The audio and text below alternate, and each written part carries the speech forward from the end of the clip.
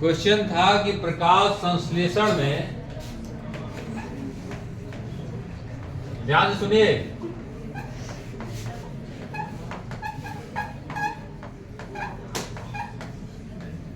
प्रकाश संश्लेषण सब लोग सुने हुए हैं।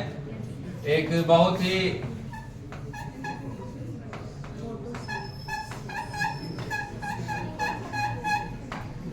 फोटोसिंथेसिस, मतलब फोटो मीन्स होता है, फोटो तो डेली आप लोग मोबाइल से खींचते ही हैं। फोटो मीन्स होता है लाइट।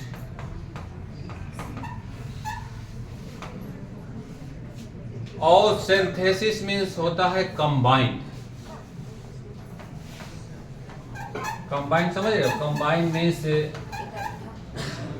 ऐड करना, ऐड, टू ऐड।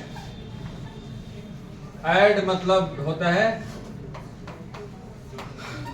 जोड़ना, लाइट को जोड़ देना। ऐसी अभिक्रिया जिसमें लाइट जुड़ जाए और जुड़ के एक नया प्रोडक्ट बनाए, उसे कहते हैं प्रकाश संश्लेषण। अब वो अभिक्रिया कैसे होती है उसको हम लोग थोड़ा समझते हैं।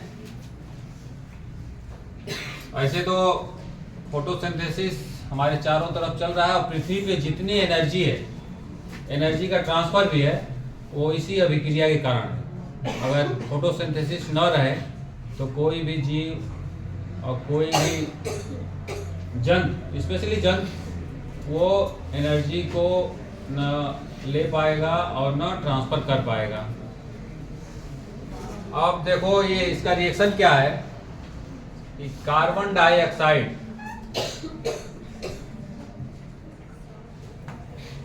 एक है कार्बन डाइऑक्साइड जो इन्वायरमेंट में है, सब लोग जानते हैं, और दूसरा है H2O जो जल है, सब लोग इसको जानते हैं, इसको भी। और हम लोगों के भी आवश्यकता है जल की। कार्बन डाइऑक्साइड की तो आवश्यकता नहीं है, लेकिन जल की आवश्यकता है। लेकिन कार्बन डाइऑक्साइड अवेलेबल है हमारे लिए, वो आप ऑक्सीजन लेते हैं तो उसके साथ साथ कार्बन डाइऑक्साइड भी हमारे शरीर के अंदर जाती है, नाइट्रोजन भी जाती है। लेकिन हमको ज़रूरत है, या फिर हमारे शरीर में केवल ऑक्सीजन लेने वाला और ऑक्सीजन एक्सेप्ट करने वाला ही सबस्टांस है, इसलिए ऑक्सीजन उधर चला जाता है, शरीर के अंदर चला जाता है। और कार्बन डाइऑक्साइड, और अब कहीं कार्बन डाइऑक्साइड क्यों नहीं अंदर जाती है शरीर के अंदर, ये भी क्वेश्चन तो आ सकता है। तो हमारे शरीर में ऑलरेडी कार्बन डाइऑक्साइड ज़्यादा रहती है, तो जब शरीर के अंदर ही कार्बन डाइऑक्साइड ज़्यादा है और वातावरण में कम है, तो वो ऑटोमेटिक शरीर के अंदर से बाहर आ जाती है, लेने की जरूरत ही नहीं। लेकिन ऑक्सीजन जब हमारे फेफड़े में जाती है या किसी भी जंतु के ऐसे जगह जाती है जहाँ पे सबस्टांस अवेलेबल है, जैसे वो सबस्टांस है कौन, जो ऑक्सीजन को इजीली कैप्चर कर लेता है, हीमोग्लोबिन। तो ये अलग क्वेश्चन है। अब कार्बन डाइऑक्साइड भी जाती है लेकिन वहाँ कम रहती है, इसलिए शरीर से बाहर आ जाती है। H2O हमारे पास ही है। और क्या है, एक है सूर्य का प्रकाश। सूर्य का प्रकाश भी हम लोगों को अवेलेबल है। और एक वही सबस्टांस है जो हम लोगों को अवेलेबल नहीं है, जिसको कहते हैं पर्ण हरिम। यही हम लोगों के पास नहीं है। अगर यही रहे तो हम लोगों का काम हो जाएगा और हम लोगों को कहीं क्लास में जाने की जरूरत नहीं है, कोई कंपटीशन की जरूरत नहीं। जो हम कंपटीशन भोजन के लिए कर रहे हैं, वो कंपटीशन चेंज हो जाएगा, किसके लिए हो जाएगा, सूर्य के प्रकाश के लिए। क्योंकि पौधे सूर्य के प्रकाश का कंपटीशन करते हैं, कौन ऊपर चला जाए, कौन जाके ऊपर ऐसे एक कैनोपी बनाए, एक छत्ता बनाए जिससे ज्यादा से ज्यादा सूर्य का प्रकाश नीचे ना आ पाए। तो पौधों में सूर्य का प्रकाश का कंपटीशन है और जंतुओं में भोजन का। ये दोनों कंपटीशन पैरेलल चल रहे हैं, एक भोजन का कंपटीशन और एक सूर्य का प्रकाश का। और उसी कंपटीशन के लिए जंतुओं में अलग अलग तरह की विशेषताएं दी गई हैं, जिसे कहते हैं एडाप्टेशन। जैसे किसी में दौड़ने की विशेषताएं, किसी को पकड़ने की विशेषताएं, किसी को छुपने की विशेषताएं, किसी का दांत ऐसे हैं कि आजीवन निकलता रहता है, किसी में ऐसा एसिड दिया गया है कि वो हड्डी को भी गला देता है जैसे क्रोकोडाइल। इस तरह की अलग अलग विशेषताएं हैं। और पेशेंस भी है, ताकत भी है जंतुओं में भोजन को पकड़ने के लिए। अजगर को इतनी ताकत दी गई कि वो जब तक दबाता रहता है, जब तक सांस चलती रहती है तब तक वो प्रेस करता रहेगा। उसकी विशेषता है वो, क्योंकि उसको भोजन किसी तरह मिलना चाहिए, तो भोजन पकड़ने के लिए, क्योंकि स्पीड उसकी कम है, क्योंकि फ्रेश जो ग्रासलैंड है उसमें स्पीड तो अजगर की बहुत कम है ना, किसी को पकड़ ही नहीं सकता दौड़ के। टाइगर की स्पीड देखिए, अभी आप निकले नहीं तब तक आपका काम फिनिश। तो ये हो गया कार्बन डाइऑक्साइड और H2O, ये दोनों मिले और सूर्य के प्रकाश और ये उपस्थिति है, और उसके बाद बना C6H12O6 और प्लस ऑक्सीजन, एक गैस रिलीज हुई। अब इसमें क्वेश्चन ये है कि जो एनर्जी हम लोग घरों में खाना बनाने में यूज करते हैं, कोई नई चीज बनाने में, तो एनर्जी आती है गैस से, ठीक। यहाँ पे सूर्य का प्रकाश एनर्जी तो दे रहा है। अब वो एनर्जी कैसे यूज होता है, क्योंकि कहीं पे भी एनर्जी अगर रिलीज हो रही है किसी सबस्टांस से, सबस्टांस मतलब कि कार्बन डाइऑक्साइड भी एक सबस्टांस है, H2O भी एक, आप कह सकते हैं मॉलिक्यूल, ग्लूकोज भी एक मॉलिक्यूल ही है कि नहीं। अगर थोड़ा सा और ग्लूकोज बड़ा हो जाए तो सबस्टांस हो जाएगा। तो ये एनर्जी कैसे यूज होती है और वो ये ग्लूकोज बन जाता है, किस प्रकार से एनर्जी को यूज किया गया और कहां से एनर्जी है। क्योंकि सूर्य का प्रकाश तो हम लोग भी अपने आसपास कुछ सोलर पैनल लगाए हैं, तो सोलर पैनल से वो चेंज होता है और डायरेक्ट भी पंखे चलते हैं। लेकिन पौधे इन दो मॉलिक्यूल्स में से, और सबस्टांस की बात करें तो जैसे एक हम एग्जांपल दे रहे हैं, उस एग्जांपल से आप समझ सकते हैं कि यहाँ पे कौन सा ब्रेकेज होता है। जैसे ग्लूकोज है, ग्लूकोज हम लोग यूनिवर्सल रूप से फूड का एक एनर्जी का सोर्स मानते हैं ना ग्लूकोज को। अब ये ग्लूकोज फूड के फॉर्म में लेते हैं, मान लो ये, और शरीर में जाके किस में बदलता है, एटीपी में। दोनों सबस्टांस है, दोनों एनर्जी के मॉलिक्यूल्स हैं। तो ये ब्रेक होता है ना। मान लो C6 है, H12O, ये ब्रेक हो गया, ऐसे ऐसे बना हुआ है। तो इसकी एनर्जी कहाँ है, बॉन्ड में एनर्जी है। अब यही बॉन्ड में एनर्जी ब्रेक हुआ तो यहाँ पे बॉन्ड बन गया। ये कंटिन्यूअस ADP और ATP ऐसे चलता रहता है ना। हाँ, ये चलता रहता है हमेशा। ये बॉन्ड ब्रेक हुआ, यहाँ पे बॉन्ड बन गया, और फिर वो यूज हुआ तो ये बन गया, और फिर ग्लूकोज से एनर्जी। तो कहीं पे भी जीवों में या कहीं पे भी ब्रेक होता है तो क्या निकलेगी, एनर्जी, ठीक है। उसी तरह सेम मैनर में यहां पे भी कहीं ना कहीं सबस्टांस ब्रेक होगा, मॉलिक्यूल्स ब्रेक होंगे। ये पर्णहरिण की उपस्थिति में, या आप ऐसा कह सकते हैं कि पर्णहरिण इस तरह का सबस्टांस है जिसमें किसी मॉलिक्यूल को ब्रेक करने की कैपेसिटी है, और ब्रेक करेगा तभी एनर्जी प्रोड्यूस होगी, अदरवाइज एनर्जी आएगी नहीं। और एनर्जी जब मिलेगी नहीं तो फिर ये जो ग्लूकोज बन रहा है, ये ग्लूकोज बनाना आसान है, बहुत मुश्किल काम है। आप एक दिन खाना बना के देखिए, कितना खाना बनाना मुश्किल काम है, कितने सारी चीज़ों को अरेंज करना पड़ता है कि नहीं, ये लाओ वो लाओ, फिर उसके बाद पता लगा चाकू नहीं मिल रहा है, वो कहाँ है, वो खो गए, वो पता लगा ये तो कॉलम फेंक दिए तो उधर। तो ये और ये भी जो प्रक्रिया यहाँ लिखा गया है, प्रक्रिया ये लिखा गया ना, सुनो, CO2 और H2O कितना आसान है, लेकिन इतने सिंपल तरीके से और इतने ही स्टेपों में नहीं हो जाती। इसमें बहुत सारे स्टेप हैं और इसको कंप्लीट होने के लिए बहुत सारा अरेंजमेंट भी है। बिना अरेंजमेंट के वो ख़त्म ही नहीं होगा और पूरा नहीं होगा। तो आप ये बताइए कि जब एनर्जी प्रोड्यूस होने के लिए बॉन्ड का टूटना जरूरी है, तो इसमें से कौन सा मॉलिक्यूल्स टूट रहा है जो इस ग्लूकोज या सुक्रोज मॉलिक्यूल्स को बनने में सहायता करता है, जो फोटोसिंथेसिस का सेंट्रल थीम है।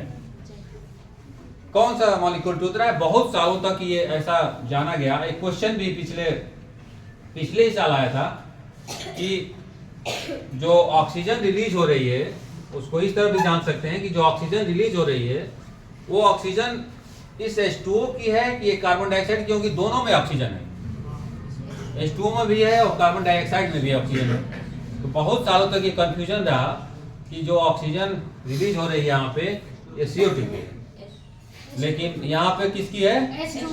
H2O की ऑक्सीजन है। इसीलिए H2O की ऑक्सीजन है क्योंकि ये जो पर्णहरिण की विशेषता है, पर्णहरिण की विशेषता, इसमें एक एलिमेंट्स पाया जाता है जिसका नाम है, आप सुने होंगे कि सेंटर में Mg, पर्णहरिण का एक फार्मूला भी है, वो सबस्टांस है जो एक मतलब बहुत सारे एलिमेंट्स मिलके क्लोरोफिल बनाते हैं, उसके सेंटर में Mg है। इसके साथ एक और एलिमेंट्स है जो Mn है। ये दोनों इसलिए विशेषकृत हैं, यही दोनों विशेष फंक्शन के कारण ही H2O ब्रेक होता है, और जब H2O ब्रेक होता है तभी एक ये एनर्जी प्रोड्यूस होती है, और वो एनर्जी यूज होती है इसको बनाने में, क्योंकि बनाने में हमेशा एक एनर्जी लगेगा, या आप कुछ भी बनवाइए तो एनर्जी की ज़रूरत होगी, और बिना उस एनर्जी के ये काम ग्लूकोज बनेगा ही नहीं। तो ये H2O ब्रेक होता है। आप समझ जाओ कि पानी को ब्रेक करना आसान है, जल को मुश्किल है। अगर हम लोग आर्टिफिशियली ब्रेक कर लेते तो इतना समस्या ही नहीं होती। जल हर जगह अवेलेबल है और पानी डालते और रोड पे दौड़ते, लेकिन ये जल को ब्रेक वही करता है, कौन?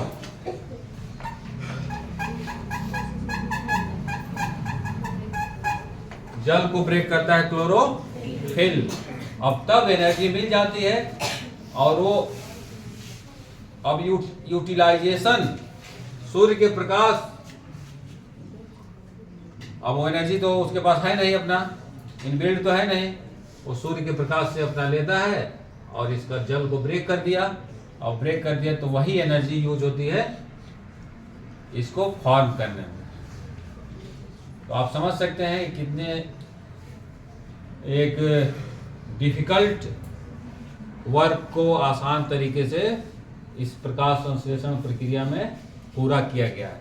अब हम लोग आगे बढ़ते हैं और जानते हैं कि प्रकाश संश्लेषण को, प्रक्रिया को कितने भागों में बांटा गया है। ठीक है, आप जानते हैं कि प्रकाश संश्लेषण एक स्पेशल टाइप का डबल मेम्ब्रेन, ये क्या है?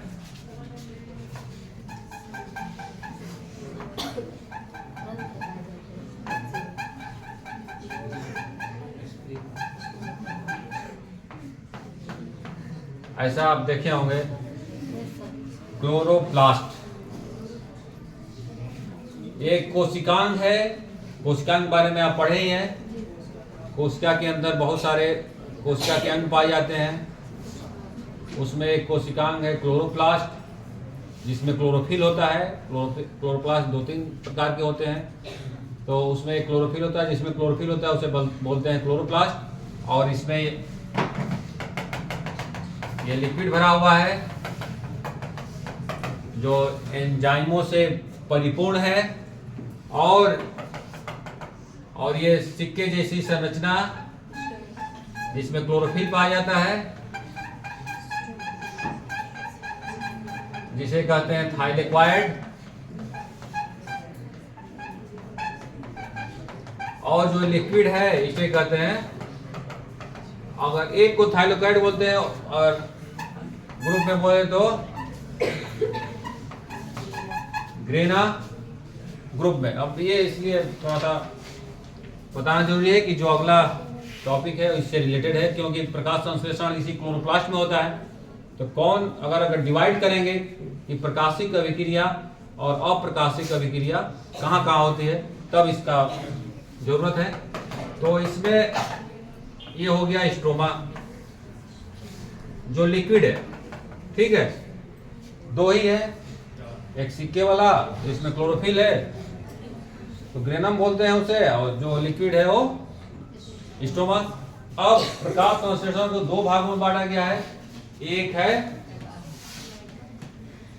प्रकाशिक, अब अंधेरी नहीं, प्रकाशिक अभिक्रिया,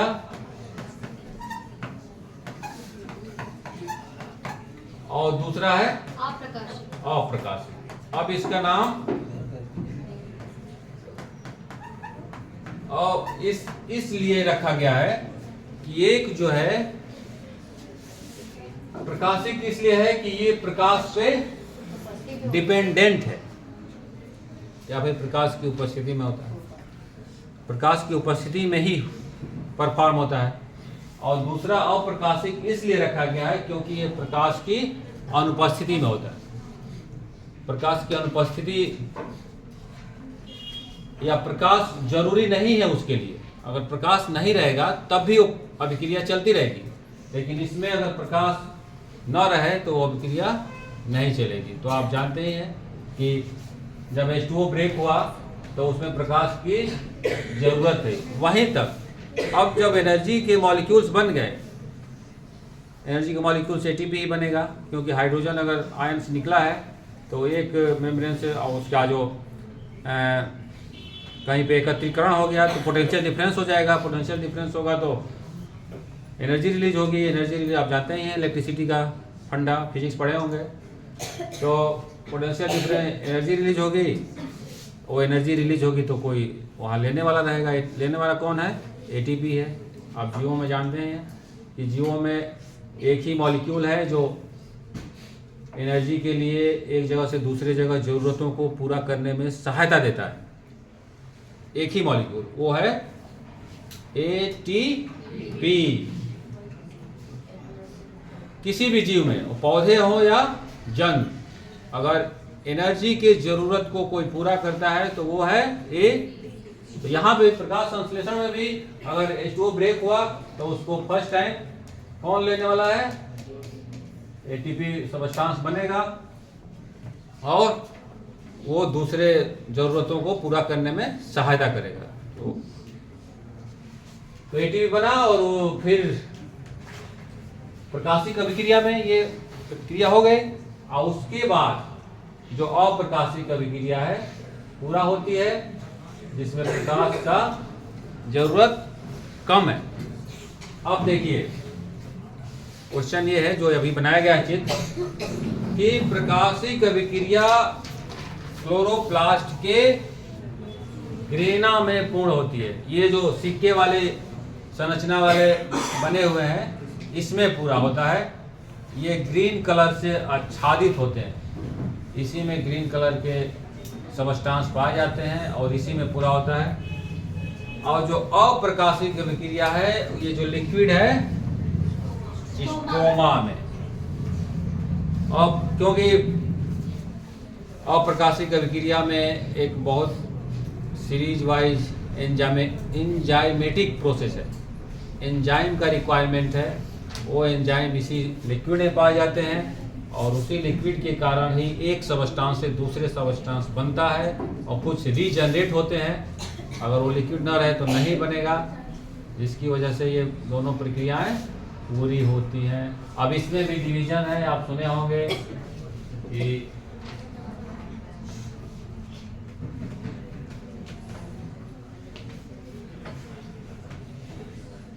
केल्विन साइकिल सुने हो? चलो ठीक है, आज इतना ही हम लोग पढ़ेंगे, फिर कल पढ़ेंगे। बहुत अच्छी बात।